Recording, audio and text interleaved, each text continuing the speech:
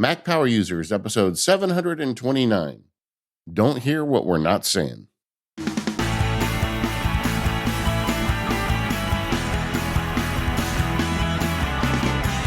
Hello, everyone. It's David Sparks, your friend from the internet, along with my friend from the internet, Stephen Hackett. How are you doing today, Stephen? I'm good, David. How are you? I am still struggling with a cough. I got a cough on December 18th, and now here we are, halfway, almost towards the end of January. I still have it occasionally. Don't know why. Giving me the Sade voice. It's getting better. That's good, but it's getting better very slowly. But other than that, I'm doing great, man. Lots of great feedback on the productivity field guide. Hearing from people who bought it and are using it to like make changes. Warms the cockles, man. Warms them up. Warms them right up. Yep, I love the feedback episodes. We're just sitting in our respective home offices, talking into a computer. It's nice to know there's people on the other end. Yeah, it is. It is. And it is time for a feedback episode. We've got a lot of feedback to cover. We've got a few updates, though, first. Yeah. I just had a little thing that I wanted to mention. I wrote a blog post over on 512 this week, just sharing the news that I have joined David Smith's company. David, of course, underscore, the guy behind Widget Smith, Pedometer++, Sleep++. He's been on the show several times over the years. It's not changing anything I do on my shows or at 512 Pixels. I'm taking time elsewhere to do this. But I felt it was important to disclose it because we talk about the Apple ecosystem. And now I am not only a commentator in that system, but now also working with a third-party developer. Kind of fun, but also kind of messy. So I just wanted to disclose that. You can read that blog post if you want to know more, but it is part of sort of a theme of mine for this year to be making decisions not only for the near future, but the far future. And this is part of that. And really excited to be working on that. And just wanted to let everybody know. I think you and I both are on the side of over disclosure, right? Like we've talked about, you do a bunch of freelance work for developers as well. So I think it's important that we're upfront about that sort of thing. Yeah. And honestly, I can't think of a better person to work with. I know. He's the best. David Smith, he's a little intimidating to me, not in the way you would think. Like if you meet him, he's super friendly and accessible. But he's got it together so well that like you just can't help but just feel like, man, I need to be more like that guy when you meet him. He's also jacked. Like he's in very good shape. That's also sort of intimidating. Yeah. I don't know, but I think you're what a great partnership, and I can't wait to see what you do with David. Yeah, it's gonna be fun. And then today on More Power Users, we got some new updates in software, and Steve and I are going to dig deep on that. So More Power Users is the extended ad-free version of the show. So you want to check that out. So let's get right into it, and we're going to talk a little bit more about AppleCare. That was our episode on 7/28, so last week. First, can I just say the feedback on this was great, and it's like, I didn't know how well an AppleCare episode would land, and people loved it. And the credit goes to Steven on this one. He did so much of the research, and thanks, Steven. I think that was a great episode. Great little bottle for Mac Power Users. Yeah, I think so. There were a couple things that just didn't make that episode, but I knew we had a feedback episode the next week, so I figured we would have them here. First is there's a great one-pager about AppleCare over on Mac Rumors. That team does such a great job with these like product pages where you're like, I want to know everything about the Mac Mini. Like, not only should I buy one now, but like what's some of the history, what are some features? And they have one about AppleCare. So if you kind of want one place to go look, I've got that in the show notes this week. But one thing we didn't really talk about, we sort of bounced off of it and didn't make it back to it, was the self-service repair program. So this is the thing where if you have a broken iPhone screen or something wrong with your laptop, you can get the user manual, parts, and tools from Apple to do that repair yourself. So like last week, there's a bunch of links to this stuff in the show notes. It's not for every repair on every device. There are some things you can do and some things you can't. My favorite thing about this, honestly, is the repair manuals that we've gotten out of this, because you can now like go and like really see how these things are put together. And you start with the manual, and then you order your parts. there was a big thing when this launched about the self-service repair store not really looking like an Apple website, and it's not. It's through a partner that Apple uses and has used for a long time. This is nothing really new when it comes to Apple Repair. Like if you send your laptop off to have the screen repaired, not at an Apple store, it's not going to an Apple repair depot. It's going to a company like Flextronics or CTS or others that do those repairs on behalf of Apple. So it's kind of the same thing here. You're actually interfacing with a third-party company, but it's Apple parts, Apple repair manuals, Apple tools, and oh boy, are there tools. There's this video that our friend Quinn did over on Snazzy Labs like a year ago or something when he repaired an iPhone, and it's 31 minutes and it's incredible because you have all these fixtures and like you put your phone in this thing and it puts the right amount of pressure on the adhesive and it heats it up to a very specific temperature. And really the what I take away from this is most of these repairs are not for the faint of heart. Like you really have to be minded in this way, I think, to be willing to take this on. And most of the time it's not any cheaper or faster than having it repaired by a technician in an Apple store or at an Apple authorized service provider. But it's an important thing. And I'm glad Apple has this. I'm glad they have the parts available to consumers. And as they introduce new devices, they are enrolled in this program. Not always immediately. Sometimes it takes a little while. But they're committed to this. And I think that's very exciting. You know, there's like two takes on the repair program because of what you were just describing. It's like some people are like, wow, this almost feels punitive. Like I want to repair my own iPhone and I need 7 tools and they're going to send me this crate of tools and I need to buy all these parts and it's going to take all this time. And this is a way as Apple saying, well, you wanted right to repair, here you go, you know, and I think that's the wrong take. I honestly think that this is how they do the repairs. I think Apple electronics are very delicate and small, and look at an iPhone, all the stuff crammed into that thing.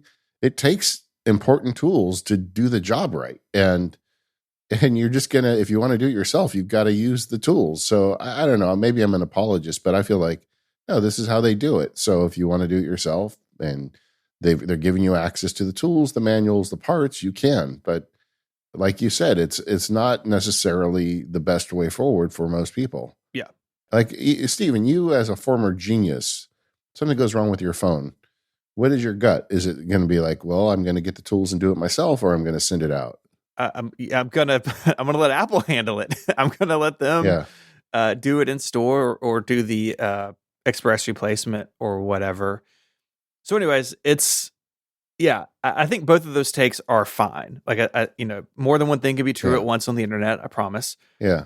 And of course, like the whole thing is here because of right to repair regulation, and that has been a good movement in consumer technology, and it's been exciting. Yeah, don't get me wrong. I'm in favor of it. I think we should be able to take our stuff apart and do what we want. You paid for it; it's your thing.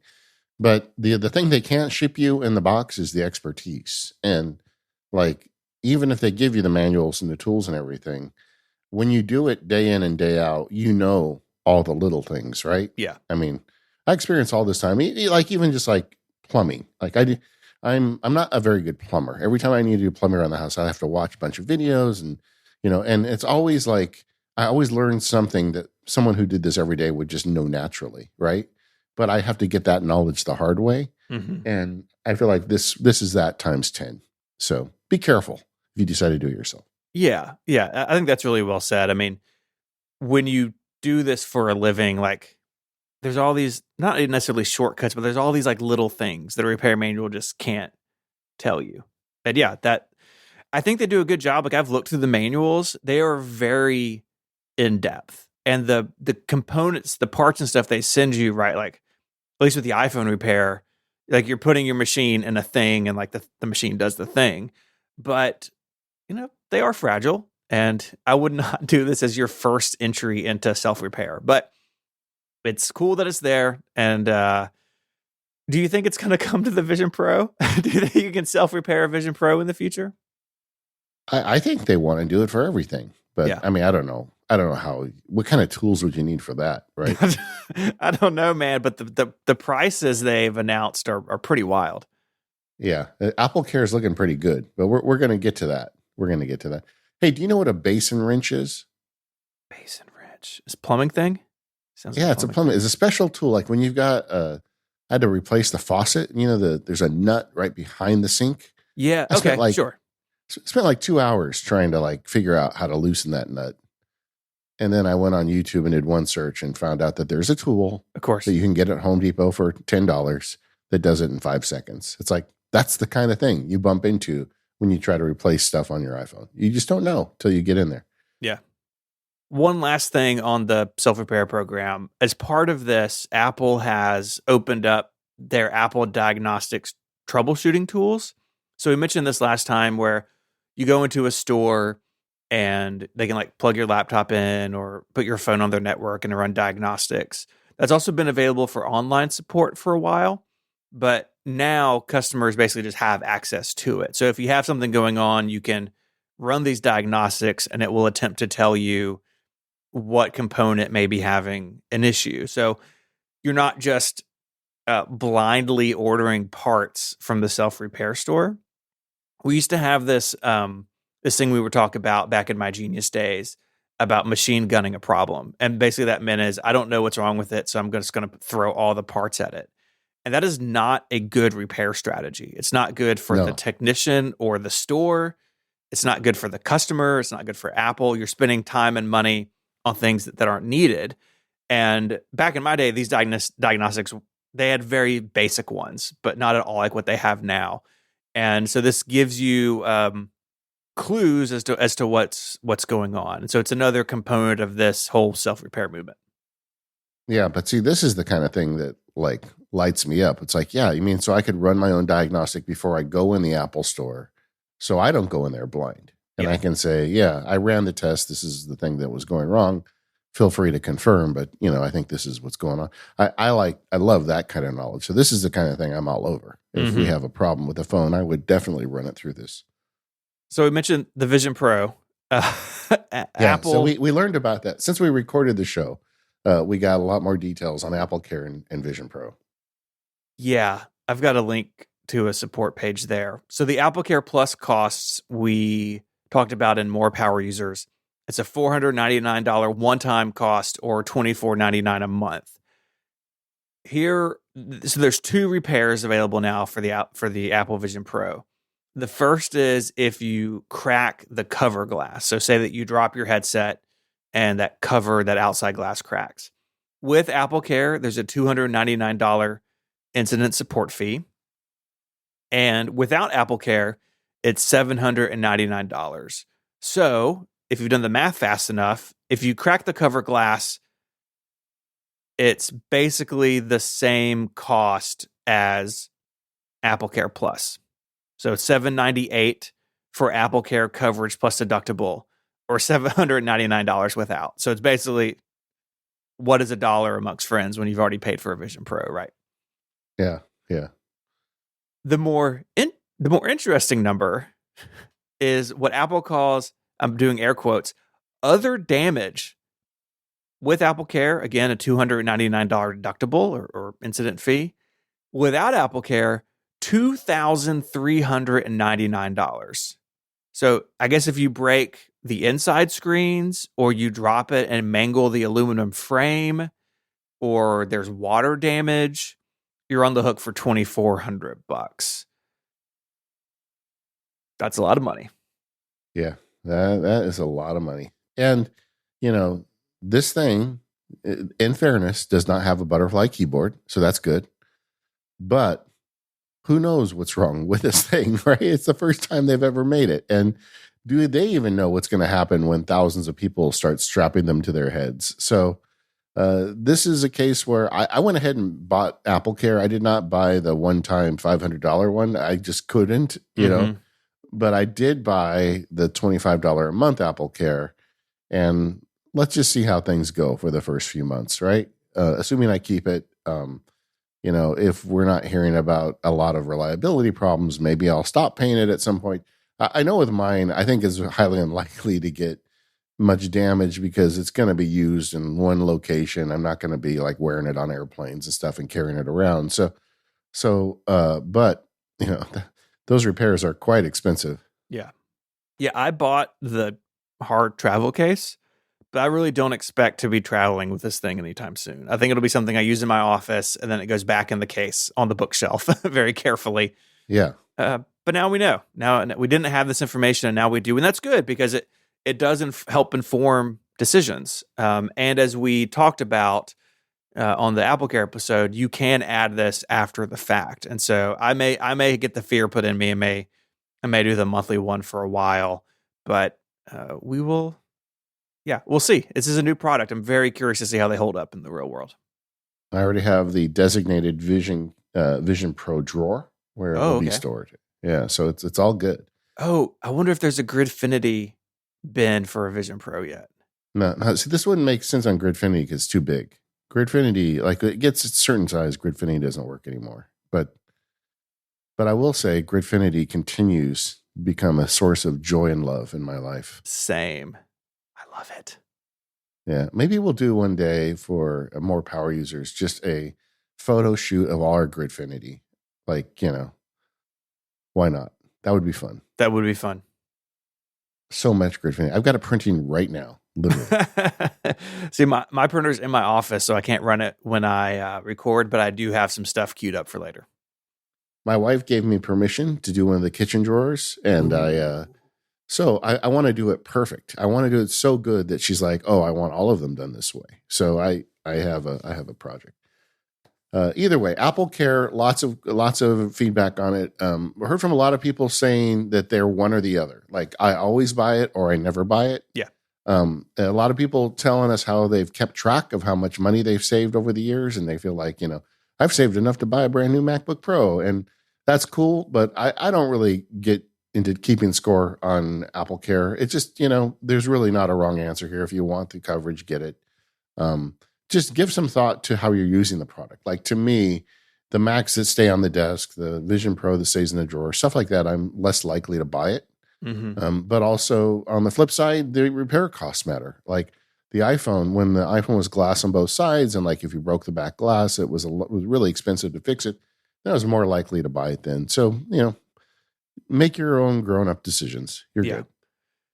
Yeah. One last thing. We talked about how long does the monthly plan last, right? If you pay monthly, how long can you do it?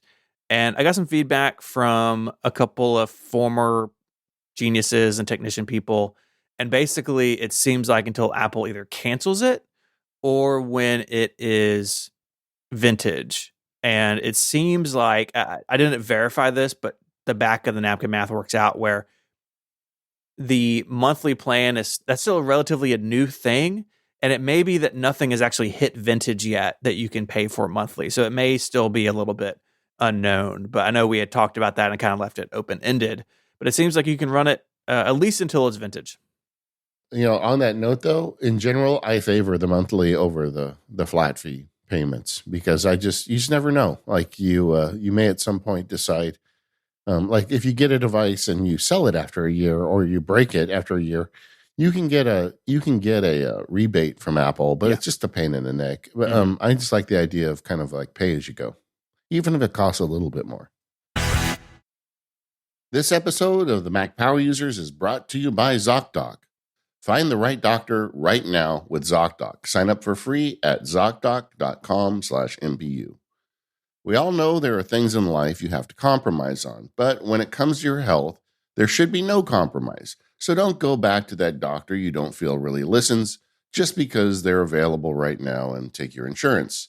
This is where ZocDoc comes in. ZocDoc is the place where you can find and book doctors who will make you feel comfortable, listen to you, and prioritize your health. And you can search by location, availability, and insurance. So literally no compromises here because with ZocDoc, you've got more options than you know. ZocDoc is a free app and website where you can search and compare highly rated in-network doctors near you and instantly book appointments with them online. Once you find the doc you want, you can book them immediately. No more waiting awkwardly on hold with a receptionist. And These docs all have verified reviews from actual real patients. We're talking about booking appointments with tens of thousands of top-rated, patient-reviewed, credible doctors and specialists. You can filter specifically for ones who take your insurance, are located near you, and treat basically any condition you're searching for. The typical wait time to see a doctor booked on ZocDoc is just between 24 and 72 hours. That's it. You can even score same-day appointments. We are big fans of ZocDoc at the Sparks House. We had some terrible experiences before that, trying to get new doctors where you would get there and they were kind of, let's say, impersonal, or you would get on the phone and wait for 30 minutes just to find out that they don't take your insurance, even though the little booklet the insurance company sent you had their name in it. It was just always madness every time we needed a new doctor, and now it's just easy. And the ratings are critical. Why is it I can get thousands of ratings on a taco place, but there aren't ratings on doctors? Well, ZocDoc fixes that, and like I said, we're fans. We use it all the time. If you need a new doctor, you need ZocDoc. So go to ZocDoc.com/MPU and download the ZocDoc app for free. Then find and book a top-rated doctor today. That's ZocDoc.com/MPU. Once again, ZocDoc.com/MPU, and our thanks to ZocDoc for sponsoring the Mac Power Users and all of Relay FM. So we wanted to do a little task management check-in because OmniFocus 4 is now out across the Mac and iPhone, iPad, and Apple Watch and the web. This entered public test flight in 2021, I believe, and they went big into SwiftUI. It does seem to have slowed them down quite a bit. But you are the OmniFocus expert. So what's your take on that, and how is OmniFocus 4? Yeah, I wanted to cover today. I don't think it needs a full show, but we've done a lot of coverage on OmniFocus in the past. I mean, for those that haven't kept up with the saga, I've been a fan of OmniFocus since before it existed. I used Kinkless GTD, which was kind of like the original OmniFocus from Omni. And this was the big move. Like they decided to go all in with SwiftUI, as Stephen mentioned. SwiftUI, if you don't know, is kind of the underpinnings of Apple's new programming language. And the idea is that if you write something in SwiftUI, it works easily across all Apple platforms. And there's a lot of them now. And, back in the day, you wrote a Mac app and that was it. But then there's the iPhone and the Watch and the iPad and now the Vision Pro. And people wanted a way to not have to write an app 4 times. So the idea between SwiftUI is that you come up with an app and you can deploy it to different platforms. And there is still some work involved, but it's nothing compared to what it used to be. But nobody had ever, to my knowledge, and I was looking into this, I couldn't find another example, written an app to the sophistication of OmniFocus in SwiftUI entirely, as a SwiftUI project. The people at Omni Group, Ken Case and his group of intrepid programmers, are some of the most experienced programmers on the Mac. I mean, Omni Group was writing apps for Next before they wrote apps for Apple. So for those folks that don't know, Next was Steve Jobs' company after he left Apple.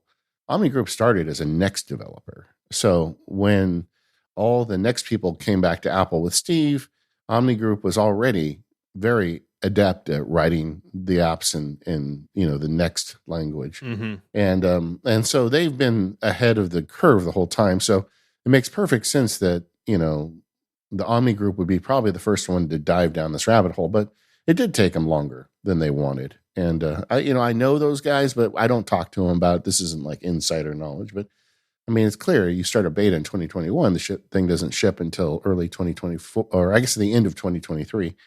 That's too long. They would have liked to get it out earlier. But I think what happened is along the way, they found the rough spots, and I'm sure there was a bat phone between Apple and Omni Group, and Swift got a lot better because of this. But now we're outside the back end of it. And during this extended beta, I heard from a lot of people, because I do talk about OmniFocus a lot. I use it. A lot of people have said, I'm tired of waiting for this thing. I'm going to go try something else. I even at one point went out and said, well, no, I'm no longer a lawyer. Is there a better solution for me? And So I started experimenting around the web, and we've talked about this a little bit on the show, but there's been several, updates in task management technology. When OmniFocus first showed up, really it was the only app of any substance, in my opinion, back in the day. Oh yeah, it's definitely true. Yeah, it was terrible back then. I mean, there just weren't very good apps to manage tasks. And since then, we've got things like Things. Apple Reminders has gotten increasingly better, as we've covered on the show. And there's been a whole explosion of what I call web-based task management services. Like a lot of these things, like the idea of a blocking time is super powerful. I mean, I talk about it in Productivity Field Guide, and Cal Newport wrote Deep Work about it. And like everybody who tries this concept of saying, I'm going to make an appointment with myself for 2 hours to do this really important thing, and then suddenly the important things start getting done. It's a very empowering practice. So anybody that tries it sees success. And so now there's all these, I'm going to use air quotes, revolutionary web services that help you become more productive. And what they do is they make a calendar and a task manager, and then you write the tasks down, you push a button, and it turns into a calendar block. And they're like, this is amazing. I'm going to pay a $30 a month subscription for this, because it's not that the app is great, it's that the concept is great. And this is how they were introduced to it. But you could always do that with these other apps. But so I went on a little journey, testing out a bunch of them, trying to make them work for me. My opinion, and everybody's opinion is different, is I felt like the calendar plus task web services are overrated. And I like Mac apps. I like apps that work nice and behave nicely on the Mac. So those didn't really land for me, and they felt a little overpriced for what they were delivering. And I was coming at this from the approach of somebody who's used OmniFocus for a long time, and I have all this knowledge of that app, but I also am very familiar with its feature set, and that not many people go to the extent Omni Group does. So I was missing some of those features. And then I went over and spent about a month and a half in Things. And man, Things is a pretty app. It's so pretty. It really is. Yeah, for a lot of people, and I was tempted to use that, but there were some features missing that I didn't really have, and I just wasn't sure. And the problem with Things for me was that Reminders is looking over its shoulder. Reminders is, I feel like, getting close to Things. Yeah. And you and I talked about this because I spent a bunch of time looking at Reminders. Is like, what if I just used Reminders? And being one of the nice things about MacSparky Labs is I get a lot of feedback from people who are trying these things too. And there's a significant number of people in the labs who have used all these fancy apps over the years, but now they just use Reminders and they're super happy. And I could see that because there's a lot of my workflow that just ports straight into Reminders, but then there's a lot that doesn't. Reminders is really good at Siri capture. Like, driving down, like I always have the thing where I'm driving down the road and I think of something I want to do. And like, how do you capture that while you're driving? Well, you just hit the Siri button and say, save such and such to my reminders list. But OmniFocus has a feature that slurps that out for you. So I've always had the benefit of it, but with Reminders, you can save it, say, like, I want to buy fishing wire. Well, add buy fishing wire to my sporting goods store list, and it puts it right in the right list. So you don't even have to do any management of it.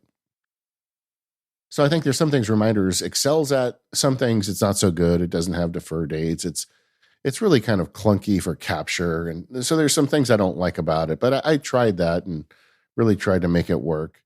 And then I went back to OmniFocus, and I felt like, putting on a really comfortable pair of shoes again. And maybe I'm biased because of all my experience with the app, but it really is a great app. And I feel like, despite the fact that it took them so long to get this out, that was for good reason, And what we have now is the fourth version of OmniFocus, which is fully built in Swift UI. And you've got complete feature parity. You've got essentially UI parity. So anything you want to do in OmniFocus, you can do in any version of it. Now they've got this platform that they can add new features to in the future. And I don't think we're ever going to have a situation where they add a new feature and it doesn't show up everywhere all at once, because of this Swift UI basis. And yeah, I mean, that's really the promise of that technology, yeah, that you can implement something one place, and you may have to tweak it for the other platforms, but you're not starting at zero when you move to the other platforms. And I think for something in particular, like a task manager, that's actually really important, because people, at least if they work like you and I do, I think move really fluidly between their devices with their tasks. And so, yeah, I think that's a promise that Swift UI can definitely make. yeah. And one of my favorite ways to process tasks is I don't deal with them on my Mac. Is I sit in my little comfy chair in the morning. I dictate a few day one entries. I open OmniFocus. I sort my day, and then I get on with it. And like that's great because everything works there. Like they haven't made an announcement yet. I don't know anything from the inside. I haven't asked them about it, but I'll be shocked if OmniFocus isn't on Vision Pro shortly. I mean, they've already got OmniPlan on Vision Pro, Yeah, I so saw that. hasn't even shipped yet. So and that's because again, Swift UI. And the other thing about OmniFocus that made me realize, yeah, this is where I belong, is the automation story. So Sal Segoyan left Apple, and Apple makes all sorts of mistakes, and I feel like letting Sal get out the door was a mistake. This guy is, in terms of automation, I don't think there's anybody smarter in the business. And OmniFocus, he started working with OmniFocus. So Sal wrote in, and the Omni group too, they wrote like a variant of JavaScript that you can script their apps. But because it's JavaScript, it works everywhere. It used to be you'd write an Apple script and you could automate the app on your Mac, but it wouldn't work on the iPhone. No, they've written a programming language to script their apps that works on all platforms. You write it, you run it, it shows up on everything. And then they set Sal loose on it. And if you go to omni/automation.com, I think there's 105 different automations or features you can add to the application with the scripts he's written. Like you want it to do this thing with defer dates. Like I wanted it to be able to create an easy link back to a task after I create it. They just added that, and you just click a button, you add the JavaScript applet to it, and then you just added a feature to the app. I mean, there's no other app out there where you've got 105 additional features you can add to it if you want. And then just for giggles, Sal wrote an entirely voice controlled back into it. Mm-hmm. I mean, like It's literally, incredible. you just talk to it and it adds tasks, or you say, "Hello, OmniFocus. What's important for me today?" And suddenly it's like you've got Jarvis talking to you about your tasks. And so I just overall, it's like I don't have a life as complicated as I used to, but I still like a task management system that will bend to my will, and this is the one. So that's my very long story. People have been asking me, "Are you still using it?" And what else? No, I totally still use it. I didn't even mention at one point I tried to do an experiment to run the whole thing out of Obsidian. I love Obsidian, but the problem with Obsidian sometimes is you try to make it do a few too many things. Mm-hmm. And to me, task management is one of those. And for other people, that may not be the case, but for me, it is. I want something where I can pull my phone out of my pocket and have easy access to it. And like I can look at OmniFocus at any point, despite the fact I've got all these projects I work on collaboratively with different people, and know exactly what my active projects are and where they stand. And that's all I want. So that was a long journey to say, yeah, good on OmniFocus. I'm glad they got it. I guess full disclosure, they asked me to make a couple promo videos for it, so I did. I don't even know they're on the internet. I haven't billed them for it yet, so I haven't been paid. But I'll get to that. But yeah, I made a couple short videos for them about it. But it really was an attempt by me to replace it. I wanted to see if I could do something else. I don't like being the OmniFocus guy. I'm Max Sparky. I like to try all these things. Mm-hmm. But honestly, it's the app that does the job for me. I've been using it since its launch, and I have yet to be convinced otherwise. Maybe someday somebody will come up with something. I was thinking with the emergence of AI, there's room out there to really innovate with task management, where AI could generate the list for you. And I don't know. I don't know what the product is, but I feel like there's room for something to just totally change the game. And if it does, I will be there as soon as it's available. But this is still the one for me. It's such a testament to that team to take up an app that has been around for so long, and so many people are so deeply integrated into it. Like even if they never touch the Omni automation, there's so many features in OmniFocus that people really do depend on. And it's no easy task, I think, to move those not only just to a new version of the app to rev it with new features, but to this new platform of Swift and Swift UI. That is a big task. And Yeah. while I've not been a daily OmniFocus user in a long time, I have been playing with it in preparation for this episode. And I was kind of in and out of the beta, kind of checking in on it. And it both felt new, but also incredibly familiar at the same time. And I think that's really high praise for a tool like this that people build their lives and jobs out of. Yeah. I mean, it is a team of highly experienced craftsmen, you know. The guys at Omni Group and gals, they don't do a lot of blog posts and things, but they're people who are like very good at the craft of making applications with an Apple bent to them, and they just do a great job. It just reminds me of how I like a lot of their applications and what they do. But either way, congratulations, Omni Group. I'm not trying to sell you on OmniFocus. Check it out if you're interested. If you've got a to-do system that's working for you, then go for it. In fact, Stephen, you're not using OmniFocus. What are you using these days? Yeah, so I am in Todoist. Every summer I use reminders for a while, and then I find the thing that takes me back to Todoist. And as we've spoken about before, the thing for me really is reminders interface, especially on the Mac, is just too clunky for dealing with a lot of tasks quickly. You're doing a lot of clicking and menus and submenus in the inspector pane, and Todoist, you can do basically all of that with natural language. And it doesn't hurt that my wife is a big Todoist fan, and we really depend on a couple of shared lists, and I didn't want to have those split up. So I'm quite happy with Todoist on my home screen. Yeah, I kept reminders shared lists with Daisy and a couple other people. I've got some shared lists. So that reminders is still working. I'll tell you one thing I really miss that I had with reminders, I wish OmniFocus had, was the Kanban view of projects. Yeah. And the reminders implementation isn't great. The way they do it is, OmniFocus could do it so much better. But I'm sure, hopefully it's on their list. But the idea of setting up all your projects and seeing them on a Kanban view, that's for a visual person like me, that really works. Mm-hmm. And I had kind of cobbled something together in reminders, but honestly, I had to make a template project, and it was just very clunky the way I was doing it. And if reminders had done that more elegantly, maybe it would have pulled me a little bit more towards reminders. But it's not great implementation. But it is the first time I've missed a feature from reminders. Task management, man, it's tough. It is tough. And, we talk a lot about the PKM world. Like there's just a rich ecosystem of notes apps. But the same really is true for task managers. Like there is something out there for everyone. And that's fantastic. And it's great that Apple's a serious contender and makes all these other tools better. And it really is sort of an embarrassment of riches right now. That's fantastic. Yeah, the holy trinity of productivity. You need a good calendar app, a good notes app, and a good task app. And if you can figure out what those three are, you're off to the races. This episode of MPU is brought to you by Squarespace.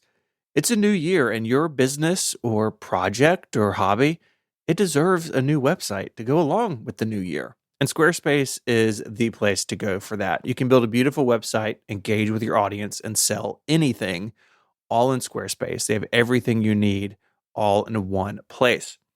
Squarespace's next generation website design system is called Fluid Engine, and it's awesome. You start with a best-in-class template and customize every design detail with reimagined drag-and-drop technology for desktop and mobile. You can stretch your imagination online with Fluid Engine, and it's built in and ready to go on any Squarespace site. And you can have a store. You can sell physical and digital products. They have all the tools you need. Plus, your customers get flexible payment options. You can make checkout seamless for your customers with these powerful payment tools, accept credit cards, PayPal, and Apple Pay, and offer customers the option to buy now and pay later with Afterpay and ClearPay. I love bidding on Squarespace because it really is easy to take something that you have pictured in your mind and build it. The Fluid engine is awesome. You can drag images in, change all the colors and typefaces. And if you want to go a little bit deeper, like I often do, you can even have your own custom CSS, and you can have code that's inserted into the page to do your own thing. But you don't have to. That's the beauty of Squarespace. Those tools are there for you if you need them. But the stuff that they give you out of the box with Fluid Engine is so good, you may not even need it. So go to squarespace.com/MPU for a free trial. And when you're ready to launch, go to squarespace.com/MPU and use the code MPU to save 10% off your first purchase of a website or a domain. That's squarespace.com/MPU and the code MPU for 10% off your first purchase and to show your support for the show. Our thanks to Squarespace for their support of Mac Power users and all of Relay FM. Stephen, we got some feedback. Matt wrote in, I use a continuous glucose monitor. The app is bad and will not write blood glucose values to Apple Health. So I created a shortcut triggered by the action button that screenshots the current screen, converts the screenshot to text, and then uses regex to find the current blood glucose value and writes it to Apple Health. Damn. That's cool. Matt. Yeah. Wow. Good. That's really cool. Yeah, this sent me down a little bit of a rabbit hole of just looking at the health support in shortcuts. And there's really a lot of stuff in there. You can log all sorts of data via shortcuts into the Apple Health app. I could see a world where, like, yeah, the action button is actually a great use for this. I remember when the Apple Watch Ultra first came out with its action button, the first time we had seen that. And a lot of people were experimenting with this of, obviously tying a shortcut to the action button is already very cool, but using it as a data logger for health is very clever. And when I read this, I thought it was really interesting. It's also interesting because Apple's been rumored to be playing or experimenting in the blood glucose monitoring space forever. Like from the very early days of the Apple Watch, people have talked about Apple's experimentation here and their research there. And, I don't know where that stands, but I do know, personal friends of mine who this is important to them, and they're all for technology getting better in this space. I mean, you can do a lot of really nice monitoring now, but using shortcuts to do it is great because a lot of those apps are bad. A lot of the integrations are kind of busted if they exist at all. And so being able to take data from the real world and log into Apple Health, so you have that history, right? So you can go to your doctor and be like, look, here are my numbers for the last 6 months or whatever. That's important stuff. And I think I've said this before. I think some of Apple's most important work is happening in the health space. And so to see Matt kind of build on that was pretty neat. Yeah. And I think blood glucose is that right now is the Ark of the Covenant of this stuff. I mean, everybody wants that so badly. They want it on the watch. So many people need the data. If you could make it simple, auto logging, you are going to sell so many Apple Watches. I think Apple is very aware of how important it is to crack that nut. The other thing is just to shout out to Matt for this automation. So he's taking a screenshot, but then he converts it to text, which is something you do in shortcuts. Then he uses regex to find the blood glucose level. This is all stuff you can do in shortcuts. Now, if you had told me a few years ago that these are things you could do with shortcuts actions, I would have not believed you. And that's also a testament to the shortcuts team that has done a great job of adding more and more powerful automation behind the scenes that everybody can use. Stephen, have you spent any time with regex? Have you ever tried to play with that? Every time I've touched it, it's blown up in my face. So Yeah. I've done a little bit of it, and I know just enough to kind of like piece something together through a bunch of web searches, but I'm no means an expert. Yeah. So regex, if you're not familiar, it's like a text automation where it looks at text for patterns of text. Like a simple example, like I wrote a regex pattern for one of the field guides about like if I make a memo and at the bottom it says CC : look for the names after that and then send emails to those people, because then you can look for something in the document and then it knows who it's going to. It's very computery technical, where if you don't say the right words or if you don't put the right characters in the right order, it doesn't work. The good news is, Stephen, and I write, as I say this, Rosemary Orchard is banging her head against the wall somewhere, but AI is actually really good at writing regex. I bet it is. So if you've always been afraid of regex, like if you're in Matt's shoes and you're like, how do I write this regex routine? You can always do a Google search and find a forum and ask a question, and a lot of times people will help you. But also, AI is a pretty good starting place. And I've done a couple regex formulas recently where I had AI take the first crack at it. One time it got it right, 2 times it didn't, but it got me close enough that I could get it right. Don't forget about that. There are things that AI is good at. Writing regex is one of them. Janine wrote in, my husband refuses to back up his Mac. What do I do? I like the email, and it made me laugh because the way she wrote it was more colorful, and I'm not going to read it because I don't want to get in trouble. But okay, Stephen wrote in the first answer, you need to do it. Yeah. Yes, that's it. Don't get in an argument with your spouse. Okay, we're all nerds here. You're listening to Mac Power Users. Just accept who we are. Our spouses will rarely understand the importance of backup. Mine is the same way. I went on my wife's computer recently, and it said something like, "It has been 500 days since you backed up," and I'm like, "What is going on here?" And so I tracked down her backup drive. And I put it in my drawer, and I have an OmniFocus task every month that says backup Daisy's computer. She doesn't even know it.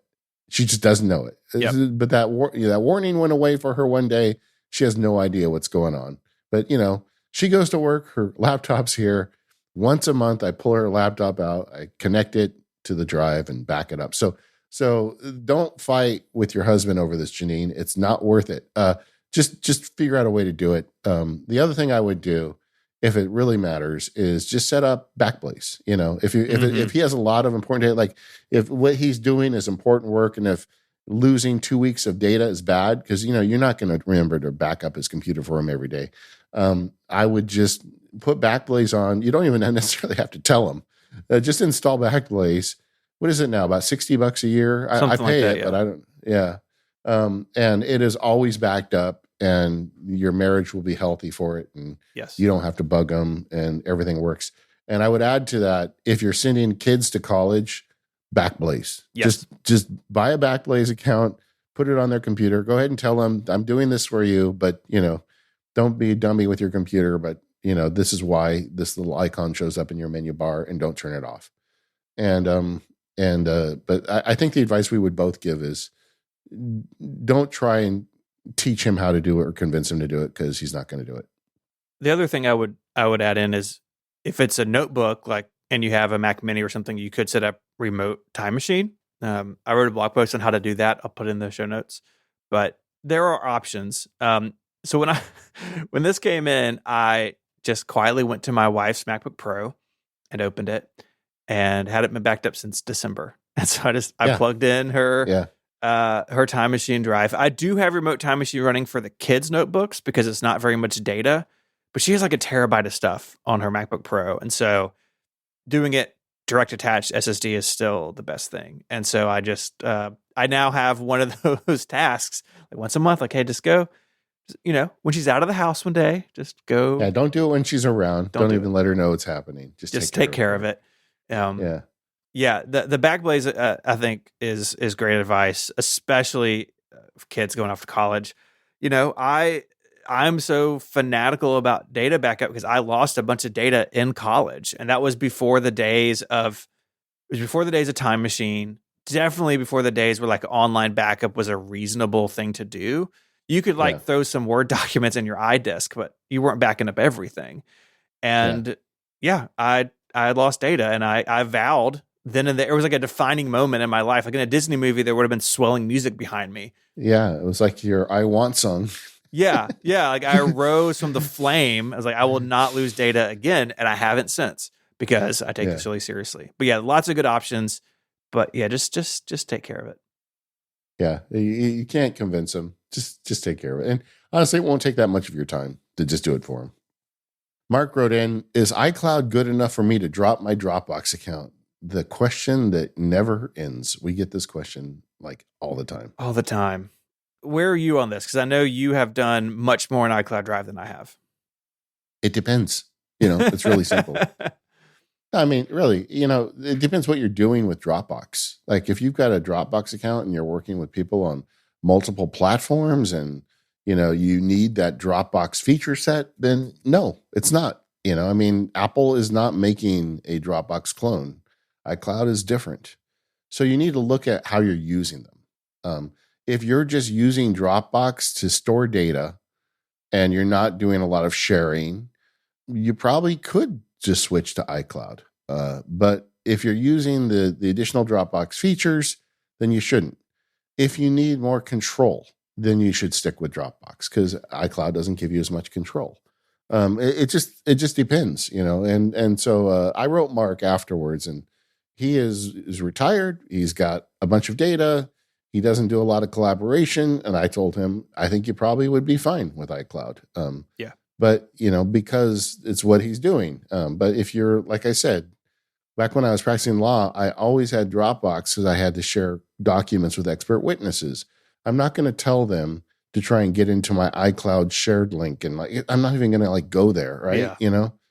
And so it just depends what you do. But I do think if you've got the basic needs, iCloud is reliable enough to drop Dropbox. I think it's fine. I don't think it's any less reliable than Dropbox at this point.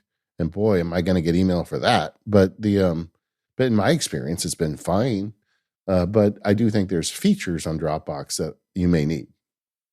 100%. I use Dropbox all day, every day for work. But I did move our sort of shared folder between Mary and I, household stuff, scans of kids' report card, just family stuff. I did move that into iCloud Drive. She was only using Dropbox to share that folder with me. And I wanted to have sort of some real data in there to check it out. And it works great for that. I haven't had any sync issues or, missing files or duplicated files or anything. But I do miss the control and some of the features like being able to, send somebody a link to upload something like you said, or having really specific permissions on certain things. Like Dropbox is ahead in these areas, but iCloud Drive has come a really long way. Now, talking about iCloud Drive is kind of like talking about AppleCare. Everyone has their own experience, and all those experiences are valid because iCloud Drive doesn't seem, at least in the past, to have been very consistent for people. It seems like some people always had great times with it. Other people had nothing but horror stories out of it. But I will say Apple obviously is committed to it. And I think they continue to work to make it better.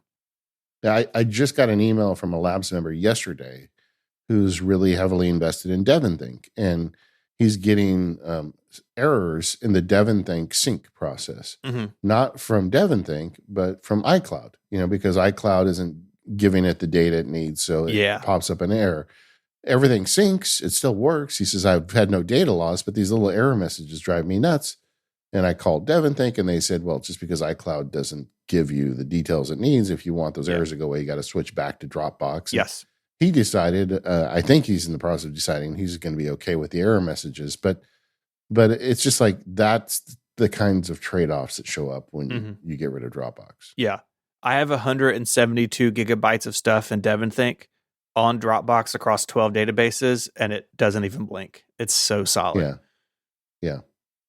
Jason, this was actually a question in the MacSparky Labs, but I told him, listen to the next Mac Power Users episode because I'm not the one to answer this question. But I was talking in the labs about my beloved Mac SE, and he wrote me and said, I'm thinking about getting some old Macs just to kind of play with. He wanted to run old software on them and just kind of go back to his past a little bit. And he's like, what's your advice? How should I go about getting one? And I'm like, I don't know, but I know somebody that does. So Steven, if somebody's interested in getting a few vintage Macs, and his statement was to play with them. So he's not looking to start a museum or collection. I think he's looking for computers that probably work. What's your advice? What a fantastic question. And what a great hobby to get into. I definitely encourage this. I mean, I'm sure that Jason has sort of a wish list of some things that he would like to have. For me, when I started collecting, the first sort of collection Mac I had was my G4 Cube. It was actually a gift from a family friend. But there's always those machines that everybody wants, but you may also have machines that are sentimentally important to you. So for me, the Titanium PowerBook, sort of the first Mac I was able to use as my own from a job, uh, super important to me, sort of emotionally. A good friend of mine who unfortunately passed away a couple years ago, I have his 12-inch PowerBook. His partner gave it to me after he passed, and I will have that machine as long as I live. Like I have this, it's an attachment to my friend. So have your shopping list. I would say that the market for vintage Macs, particularly on places like eBay, is just out of control. Like, do not do not spend hundreds and hundreds of dollars for a Performa. Like, don't do it. Really, if you're looking to start, places like Facebook Marketplace or Craigslist or other sites like that, some communities have things like Free Geek, where like it's tech recycling. There are much less expensive places to find Macs. Now, you're not going to find probably like a mint Apple IIe on Facebook Marketplace. I mean, you might, but probably not. Some things you will have to go to bigger marketplaces for. But don't think that eBay is your only option, because this thing has happened, and it's really in the last several years where that market has just really gotten out of control and you can spend way too much money on something. So be mindful of that. There are more options than eBay. In terms of having these Macs, there's always some basic things you want to make sure of. And, even you don't have to be like a technician, but, open an old Mac if you can before you start it. If it has a CRT, make sure you know what you're doing so you don't get zapped by a CRT. But say you have like a desktop Mac, open it, make sure it's clean inside, make sure no capacitors or resistors or any small components look like they're bulging or leaking. And 100% of the time, replace the small clock batteries. It may be a little like a watch battery, like in the AirTag. Older ones use, I forget the number, but it's a battery. It looks like basically like half length AA battery. When those things leak, and they will, it will eat through the board and destroy the machine. And so even if you're just going to play with it for a little while, then have it on a bookcase, either replace that small internal clock battery or just remove it. That's really the best thing you can do to make sure you don't cause long-term hardware problems. And then after that, in terms of software, I would look at places like the Macintosh Garden, which has been up and down in terms of being online in the last several weeks, which is a little concerning. But it's MacintoshGarden.org, and there just loads of old software that you can download, from old OSs to games, all sorts of stuff. Oregon Trail, second most popular download after Age of Empires 3 and before Age of Empires 2. I agree with that ranking. I think that's pretty good.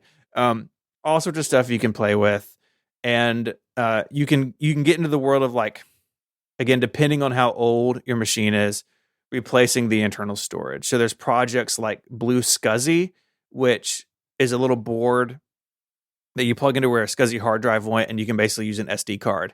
And that is an awesome way to get files on and off vintage Macs, because you don't want to put, even if you could, you probably don't want to put a really old Mac on your network. I actually at times have had like a separate physical network if I'm like putting an OS 9 machine on the internet for something. You don't want to do that. But if you have like a more modern Mac, like maybe you're looking at something in the early Intel era or the PowerPC era, you can also get boards that let you go to an SD card slot from IDE or SATA or something like that. Because you may get an old Mac that's like not booting, and it's probably just a hard drive, right? They're mechanical, they fail. After you make sure the rest of the hardware looks okay, you can replace that hard drive with something that's quieter, more energy efficient, and way faster, and you have a much nicer experience. The last thing I'll say is, if you're looking for one Mac to hit a really wide variety of OSs, I would recommend the blue and white Power Mac G3. The early ones will run I think Mac OS 8.6, if I'm correct. I'm doing that from memory, so I believe it will run a version of Mac OS 8, and they will run up through. I believe they run up through Mac OS 10 Tiger, so a really long span supported by that machine. There are a couple of revisions of that machine. The revision B is what you want.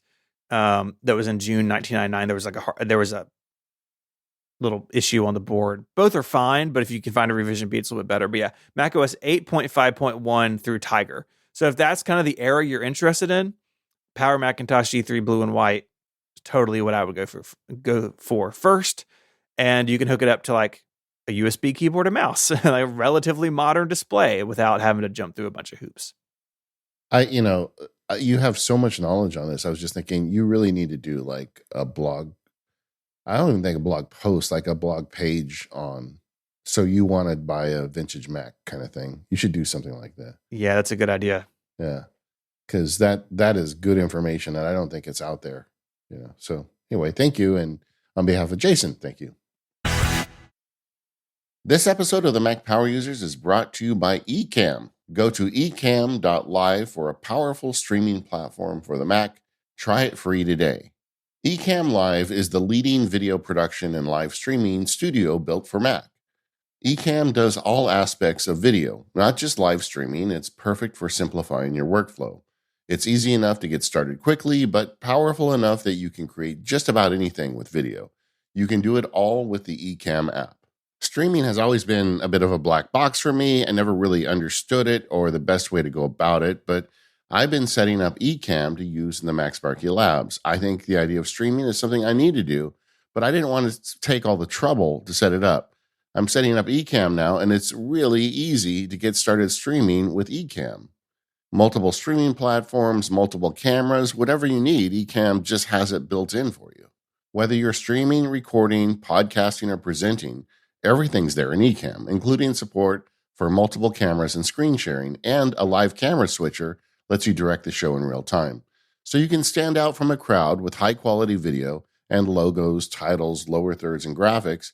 You can share your screen, you can drop in video clips and bring on interview guests and even use a green screen, and so much more. Ecamm Live does it all. Their members are entrepreneurs, marketing professionals, podcasters, educators, musicians, church leaders, bloggers, and content creators of all kinds. If you've been curious about streaming at all, this is the place you want to go. You can get 1 month free today at Ecamm Live. That's ECAMM.live using the code MacPowerUsers. So that's a whole month free at ecamm.live with code MacPowerUsers. Go there now and check it out. And our thanks to Ecamm for their support of the Mac Power Users and all of Relay FM. The Vision Pro approaches. We're about a week out from them showing up as this episode comes out. We spoke last week on more power users. We actually recorded that basically right after we pre-ordered. We have some more information, but how are you feeling about your pre-order? How's that sitting? During the last segment, I was thinking, will there be a day when people go on eBay and say, I want to spend $100 on a vintage Vision Pro? Oh yeah, I think that's definitely true. Yeah, so I actually, when I first bought it, I felt very leery. I've never felt that way buying an Apple product before, but this is one where it's not clear what the story is. It's not clear what the software is. It's a lot of money. But now I'm kind of more at the stage where like, okay, I'm going to spend the money.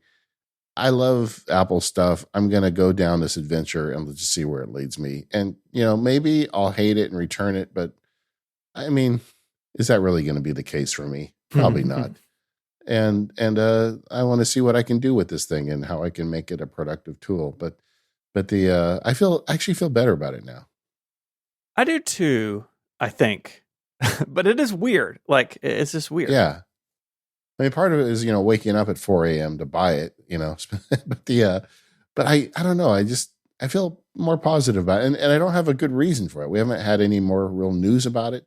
It's surprising how little Apple has shared about it, which just supports my theory that this is almost like a beta to them. It's like let's put a bunch of them out there and see what people do with it. But we're not going to try and create, demand for millions. We can't even make millions of them if we wanted.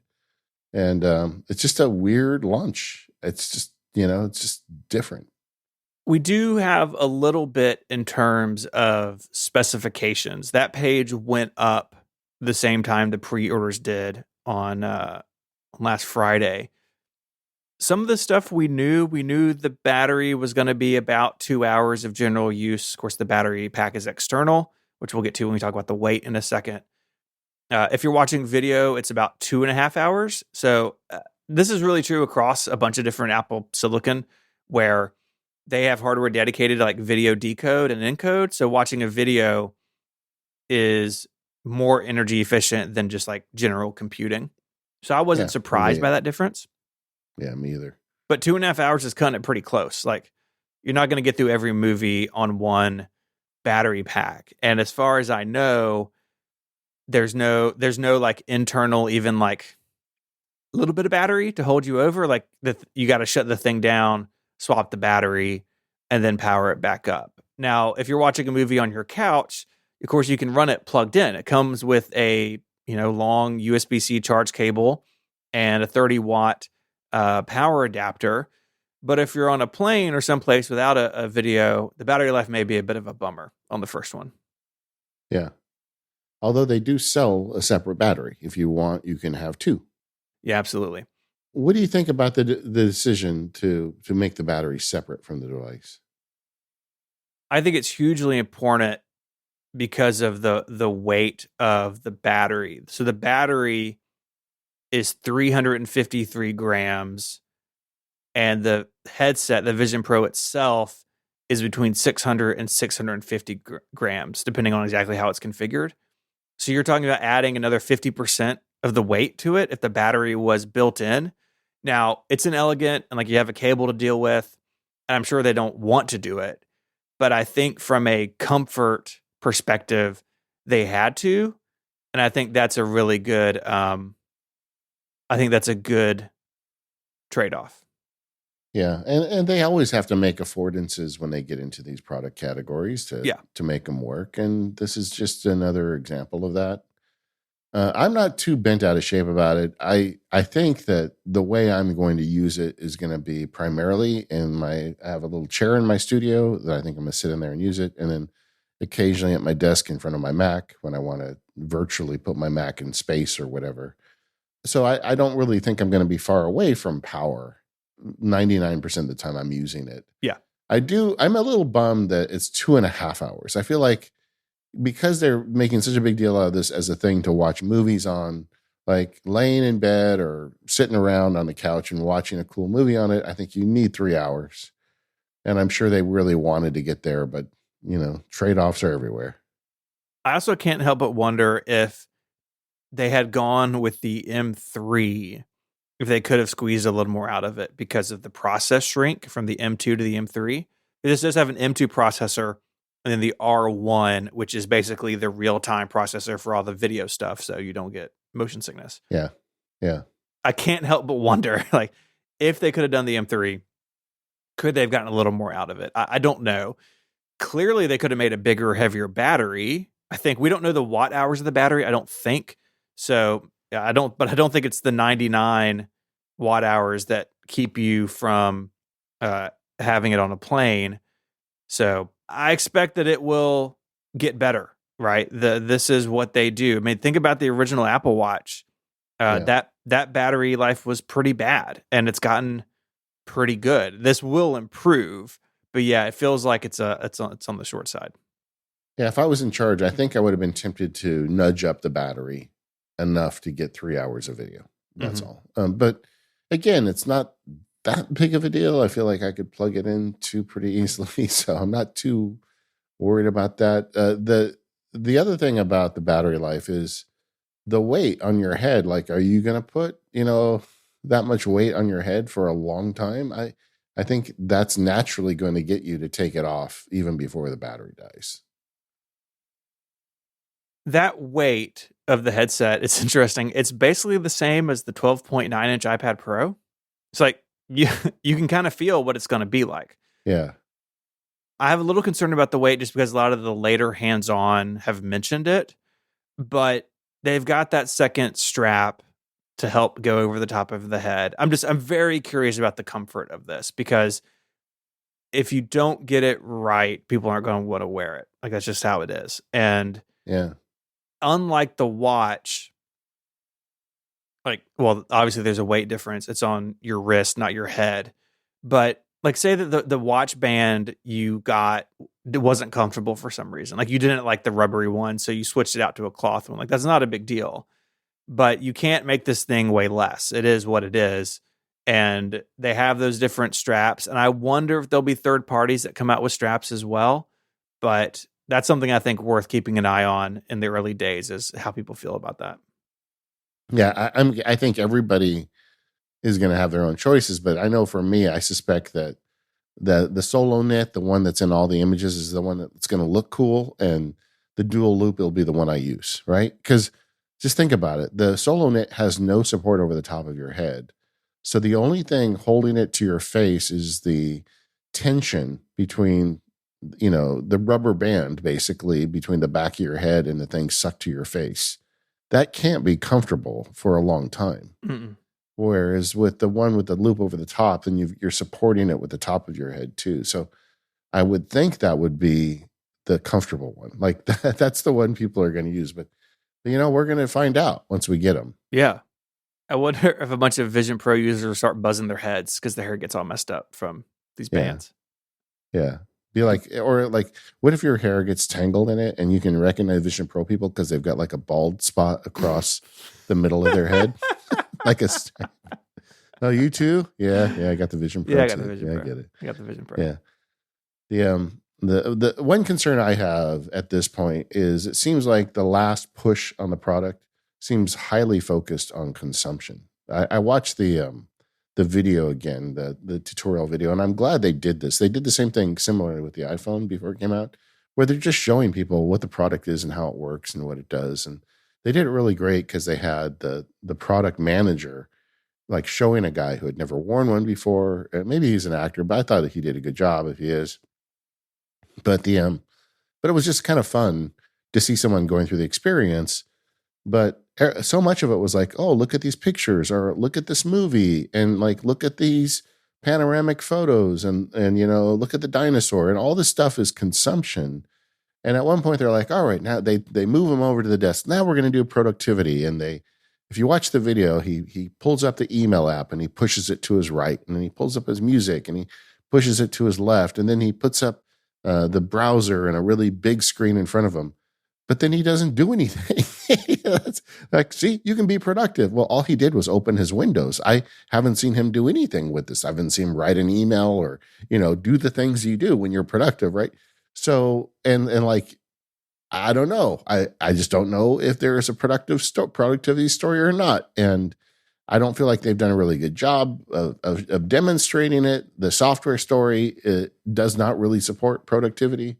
Although I'll tell you, the thing that keeps landing with me is the idea of these environments and being able to remote control my Mac in an environment. That seems really appealing to me, and that might be enough, but I don't know. I just feel like the productivity story is kind of vague at this point. I think so too. And I think there's two aspects of that. There's obviously the software titles. Like what, if your productivity tool is not there, it's not going to be a productivity device for you in that way. But I am so curious about what the inputs are like. You can use a Bluetooth keyboard. There's a virtual keyboard. You can look and tap with your fingers. But what is that like in practice? Like if I'm sitting down to go through my task list or go through my inbox, like how efficient can I be at that? How comfortable is it? They're all unknown questions. And I think the answers will vary person to person. But if it's not, if those inputs aren't good, or if it's way slower than just doing it on your Mac or doing it on your iPhone or your iPad, then it's going to struggle as a productivity device, I think. Well, I mean, add to that the fact that the Apple apps are not native. I mean, most of the productivity apps are compatible, like they're iPad apps. that are being displayed in Vision Pro. I don't know how that missed. Like, as long as they've been working on this, how is Reminders not a native I know. app? And like we were talking earlier about OmniFocus, I mean, they did the Swift UI transition for a reason. I would not be shocked if OmniFocus is a native app on Vision Pro before Reminders is. And that's kind of shocking, right? It's Apple. I mean, it's their thing. And if they want people to adopt it, how come they haven't? And I don't know.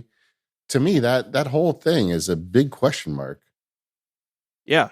For me, when I look at what Apple apps are in compatibility mode, which basically just means they're iPad apps, how is Maps, which already has a bunch of really cool AR and 3D features, how is it not there?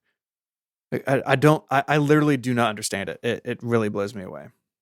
I mean, Freeform, I think, probably started life as a Vision Pro app. I mean, Yeah, that's a native I could buy that. And but these others, I don't know. I mean, there may be a really good reason. We never know. Like, it's easy as podcasters here to take shots, right? And maybe there's a really good reason, but it just seems weird that this new platform is coming out and they want everybody to move over to it, but they haven't moved some of their most important productivity apps over. So I don't know what to say to that. Yeah, it's definitely strange.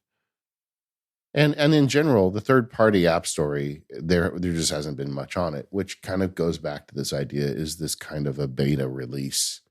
Are they going to see what we do with it, and then like is the real product going to be the version 2? Yeah, I don't know. I do wonder if some of this stuff is a sort of a side effect, I guess, of Apple's internal secrecy. Like, is the reason these apps aren't there because those teams didn't know about it until recently and that they will come online pretty quickly? Or is it that, they just didn't have or didn't put the resources towards it? I just don't know. I would love to know. Yeah. Yeah. And you probably will never know. I probably will never know. Yeah. But it does make the product, I think, worse at the beginning if those things are basically stuck in an iPad window. Well, the thing is the expense, right? We want to spend thousands of dollars, which, back in the day was what we spent on computers. This is not, I remember a day when $3,500 was about what you spent when you bought some kind of new technology, but now it's not. And like, so I want to feel like I'm getting use for my money right away. And I want there to be good apps for me. And I just don't know, it's just not clear. Like, even just the idea of writing on it, like, I don't know. I haven't checked with Greg. Is Drafts going to be a native app, or is that going to be also just a compatibility app? Yeah. I mean, or even a compatibility app. Yeah. It may turn out where this is like Apple Silicon iPhone, iPad apps on the Mac, right? Where some developers have turned it on, but some developers have gone there and disabled that because they think it's a bad user experience and they'd rather not be there or not have to support it. And that would be a big bummer too. Yeah. Yeah. But there's a part of me, man, that would love this to be as amazing as Apple talks about it. Oh, yeah. I'd love this to be transformative. I'd love to spend a couple hours a day doing work in there. Like, the idea of standing up with a 12-foot long freeform board that I could interact with seamlessly and like develop ideas over time, and then push a button and have it disappear from my studio, but then come back when I need it. That kind of stuff is very exciting to me. So we'll see. But it just, I'm not getting the good feels right now because I'm not hearing them. I'm not seeing productivity examples. I'm not seeing a lot of apps. The stuff, the pieces I need to do that stuff don't really seem like they're there yet. Yep. I think that's fair. And I mean, definitely don't hear what we're not saying. Like, these are concerns that we have, but we're neither of us are saying that this thing is doomed or that Apple's blown it. We just have questions. And part of that is inevitable when Apple hasn't really told the story of this product very clearly. And neither one of us have ever worn one. And, and like, there's always this thing when Apple enters an existing market where they come up with solutions where you're like, yeah, it should have always been like this, right? And Recently we had a family thing, and I tried on another Oculus recently, and then they hand you the little laser guns you put in your hand, and you're pointing, in virtual space. I was like, yeah, this all feels clunky when you know that Apple has a solution where you don't have to carry things in your hands. And I'm like, there may be a feeling when you put this on that like this is it. Like, now it's just a question of execution on the apps and stuff, but they've nailed the UI, and I could totally see Apple doing that. That's frankly why I'm so excited about it, because I always feel like they redefine a platform when they go at it. Oh yeah. And I hope this is the case too. But I also, with this much money, I feel a little bit of pressure that I want this thing to be useful. And all the pieces I don't know, there's not there yet. They haven't shared them. Maybe just the Mac thing is going to be enough. Like I said earlier, like to be able to be on the moon and just work on my Mac. I think my brain could get tricked into thinking anytime I'm on the moon, I do really good work on something that's hard for me to do otherwise. I could see this working out, but and overall, like I said at the beginning of the segment, I'm more excited about the purchase now than I was right after I made it. But we're still a few days out as this show ships. Just to let everybody know, we are not going to do an episode because the Sunday episode is just 2 days after the thing. Yeah, it's not enough time. Yeah, we don't want to do a hot take episode, so that'll be a normal episode. But the week after, all about Vision Pro. So we'll have lots of thoughts for you after the both of us get to spend more time with it. So we've hinted at a few apps that may be coming. Mac Rumors has a good article on some of the apps that are confirmed to be showing up. But maybe we should talk about the apps that are not coming. Yeah, there's been stories, companies like Netflix and Meta and some other big streaming apps are not going to be on the Vision Pro at launch. Netflix has said they're not even going to do their iPad compatibility thing. You're going to be stuck in the browser. I know the timing of this is right in line with Apple's whole deal with the changes in the US App Store where you can link people out to the web, but then Apple wants 27% of that money. And like, I think Apple's gone through a lot of goodwill when it comes to some of these big companies.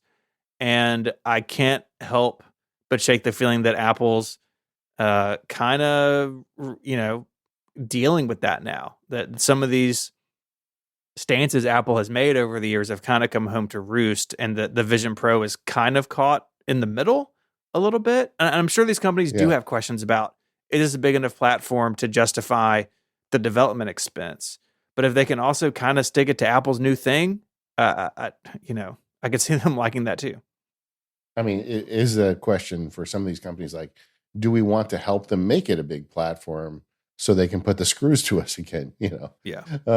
So I don't know what all the politics are in that. I'm sure the Vision Pro people wanted all the apps, and they want. Of course, yeah.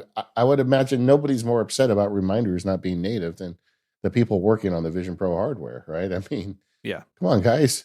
It's very easy to assign an identity or personality to a company like Apple, but in reality, Apple is thousands and thousands of people. Yes. With differing opinions, and don't forget that. Either way, yeah, it's odd. Like Netflix not being there, it's like, how did that happen? Like Netflix is such an important consumption app for a lot of people, and Apple wants us to be a consumption device. How did they not work that out? And customers lose in this fight more than anybody. Yeah. And that's not very like Apple, honestly. Yeah. I can't watch any shows with a dog in it because my dog watches all TV with us, and she doesn't care about anything on TV unless there's a dog, and then she completely loses her mind. And I was thinking, well, this will make it good for me to watch shows that have dogs in them. But now, if it's a Netflix show that has a dog in it, I still can't watch it. Our dog has a thing, maybe yours does too. When a doorbell rings on a TV show, she thinks it's at our house and gets very excited. No, that one doesn't bother her, but it's just shocking to me, like, that she sits there, like when we're watching TV, I'll look at her, she'll have like one eye open at the TV. Yeah. And I feel like every frame, she's like, is there a dog? No. Okay. Is there a dog now? No. How about now? No, there's not a dog now.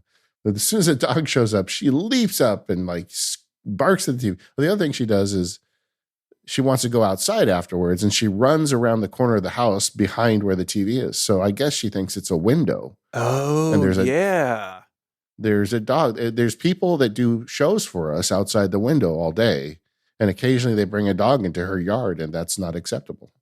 So there you have it. Dog's life. It's the best. This episode of Mac Power Users is brought to you by We Got Your Mac, your guide to Mac adoption at scale. Tune in for expert insights from SHI, Apple, and around the business world. Do you remember those old Apple commercials, Mac versus PC? They were so awesome. But did you know that the debate continues to rage today in the enterprise? In fact, some analysts speculate the Mac will be the dominant business endpoint by the year 2030. And that's where today's sponsor comes in. We Got Your Mac is a new podcast from SHI, and it's here to help business leaders navigate the fascinating, ever-changing world of the Mac in the workplace. From debunking security myths to attracting talent and overcoming adoption pains, you'll discover the ups and downs of delivering the Mac at scale. New episodes of We Got Your Mac stream every 2 weeks, feature interviews from experts at Apple, SHI, and from around the C-suite. So what are you waiting for? Make 2024 the year that your business puts an end to the old Mac versus PC question. Go to wegotyourmac.com or search for We Got Your Mac wherever you get your podcast, or check out the link in the show notes. That's wegotyourmac.com to start listening to new episodes and download free resources today. Our thanks to We Got Your Mac for their support of Mac Power Users and all of Relay FM. All right, time to talk about stuff we're playing with. Yeah, and you have a sordid tale for us. I do. I've got a rare miss. We have long praised Elgato's hardware on this show, and I did promise follow up on the teleprompter. My follow up is it's still in the box. I'm sorry. I will get to it. It's just been very busy. But I picked up their Facecam Pro. I've got a studio display and a MacBook Pro. Wanted something nicer looking for meetings and, the occasional video stuff I do. I had been using a Sony ZV-1 with the Camlink 4K, but I was thinking it'd be kind of nice to have something less fiddly. And I figured the Facecam Pro obviously will work really nicely with the prompter. And I was just really disappointed in the Facecam Pro. It's a USB-C camera. It's actually pretty big and pretty noisy. Like the focus motor on it is really loud. But the picture just wasn't very good. The colors were weird. The focus was weird. It looked worse than my old Logitech Brio, which was the 4K webcam I had in my studio display days. Yeah. I was really disappointed and honestly surprised because everything else I have from this company is really good. So bit of a bummer. So I'm back on the ZV-1 webcam lifestyle, and it is a little finicky, but it does the job pretty well. Yeah, and the ZV-1 gives you a zoom, so you can really set the camera framing, and you can tilt it left and right. The reason why I know that is because we have become an old married couple, because I literally made the same decision about the same time you did. I had the ZV-1 up there for a long time, but like you, I had it on an arm, and it was kind of fiddly. And I do own the 4K Logitech for the Pro display that I always kept as like a backup. I used it for a while, but then it became a backup. I thought, well, wouldn't life be easier if I just used that? It's smaller and easier to use. And I was doing some labs meetups and stuff, and the Logitech camera was focus hunting for no reason, and then just deciding that it didn't want to focus on me anymore. And it was like, and I'd put my thumb over it and it'd reset, and then later it would go out of focus again. And I was like, why am I fighting this? The Sony ZV-1 has a bigger sensor. It's just a better camera. I was all set to sell it. Was getting ready to, put it online and put it for sale. I'm like, this is dumb. I'm taking this Logitech down. I'm putting the good one up, and I'm not going to think about this again. And I did it the same weekend you did. And then when you added this to the outline, I'm like, yep, we're an old married couple. Yep. The other thing is teleprompter follow-up.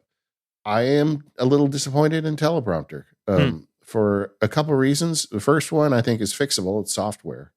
The software just continues to be janky. I did we're doing a webinar series for the Productivity Field Guide, and I had it all set up this morning with a teleprompter.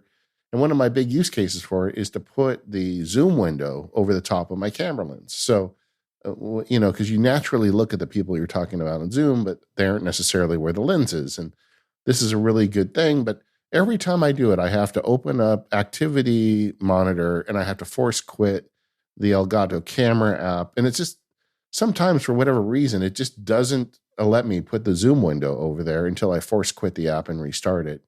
And I feel like that app needs work.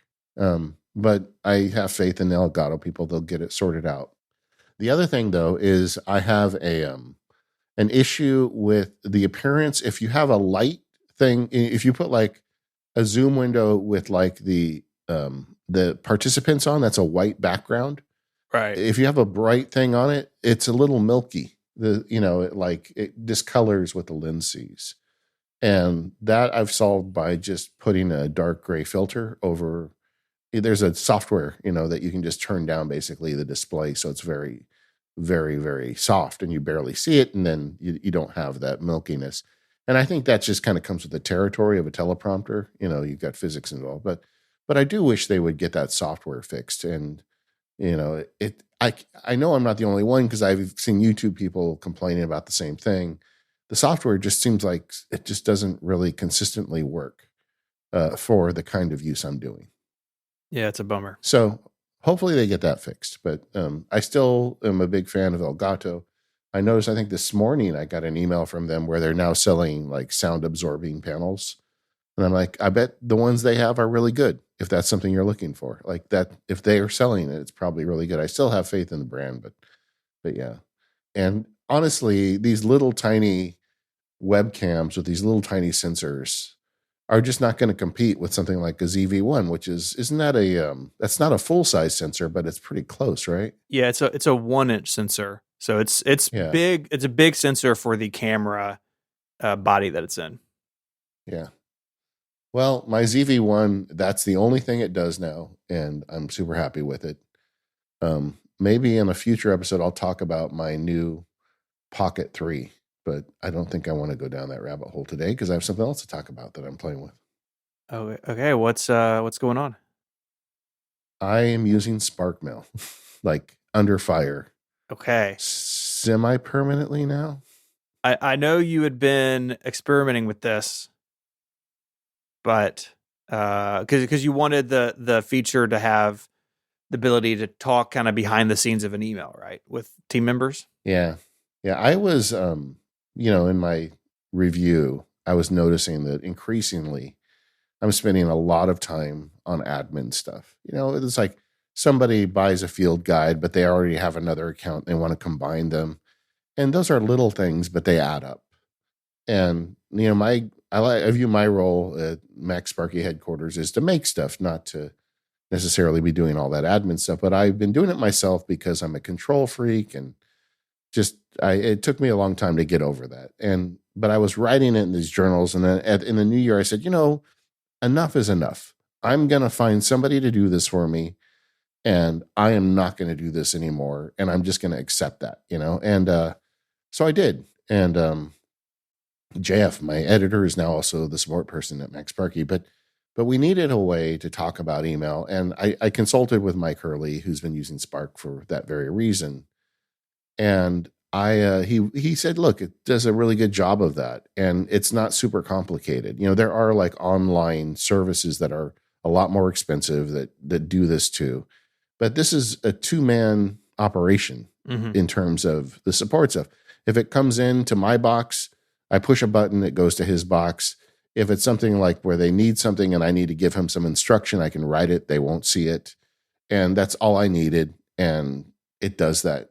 We've now probably run 100 emails through this process, and it works. And as a result, I pay $10 each for him and me each month. And it's, it does the job. But as a result, I'm no longer using Apple Mail because MacSparky is my big mail thing, and that's all in SparkMail now. So that's pretty weird.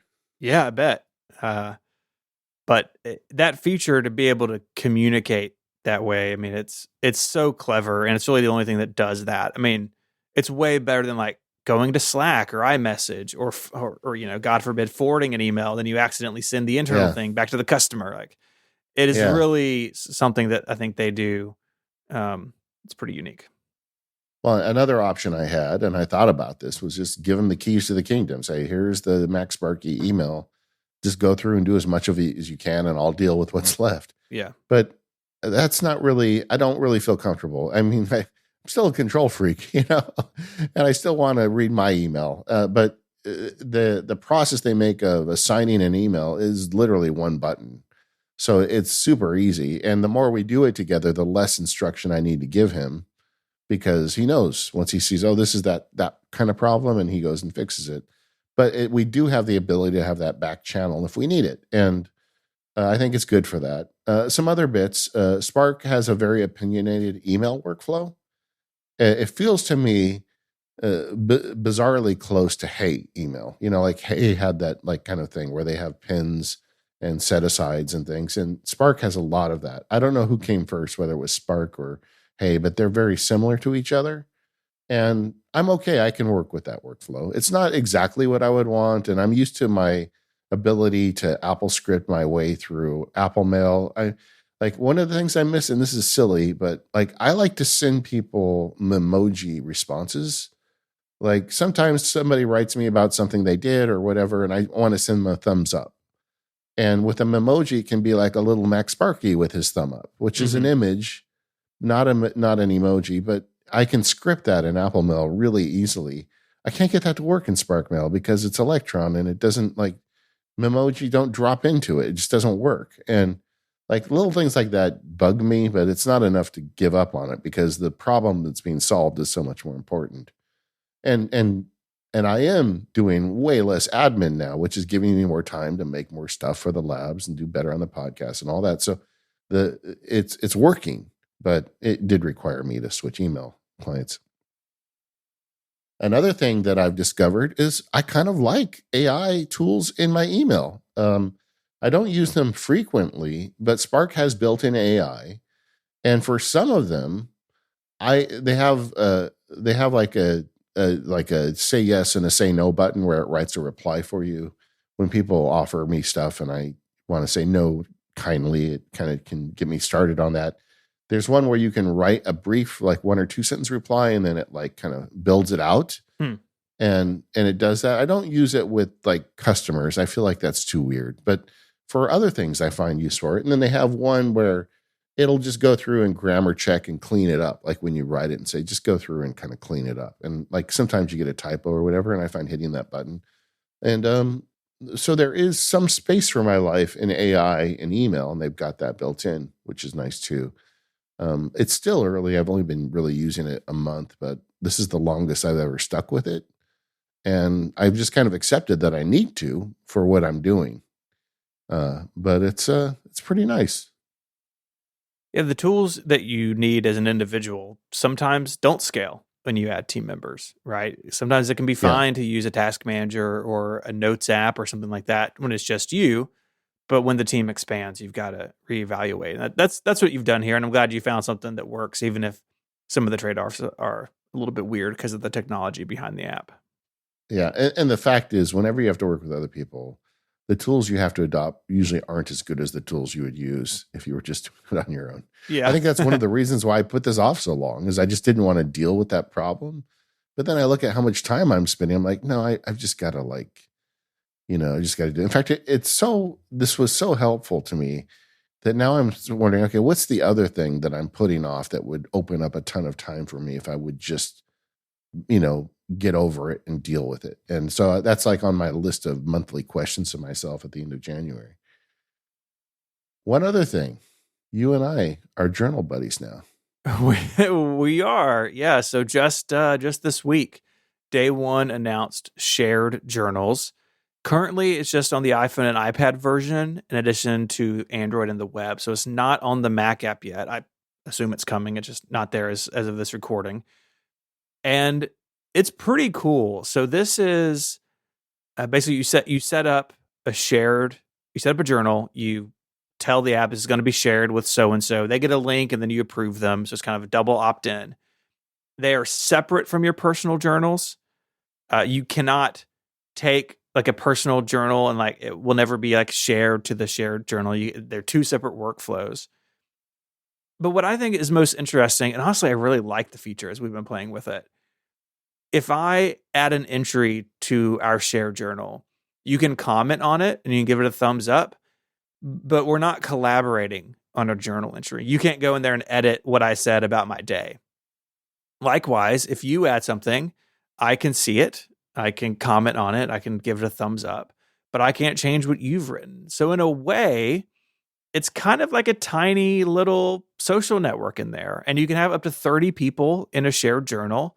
So if you wanted like a really private feed with, loved ones or something or friends and everyone was using day one, it's a pretty good way of doing it. And all the features of the journaling stuff in day one are all there. So all the metadata, all the stuff that we love about day one is all in those entries. And so this is, I really like this. It's not something that I ever would have asked for. It never would have crossed my mind, but they've done it and they've done it really well.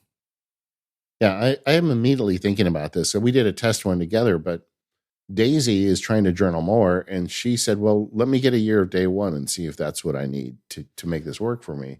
So we just got her a subscription recently. And like, I was thinking like, even like, cause her and I go to Disneyland. By the way, did you know that Disney adults is like a negative thing now? I had no idea that I'm part of a group that is much maligned. Huh. Yeah, it's a thing now. It's like, oh, these Disney adults. But I've been going to Disneyland for my whole life, so I feel like I predate that whole thing. But either way, but we both go there sometimes. And I thought it'd be fun to have a shared one for our trips. Like where we could both add journals to it. And when she goes without me, she can add. When I go without her, I can add. But we can both enjoy seeing what the other person did and enjoyed. And I feel like that's the perfect way to kind of get her started journaling too. So I'm all in with this feature. I can't wait. I'm going to set it up this afternoon.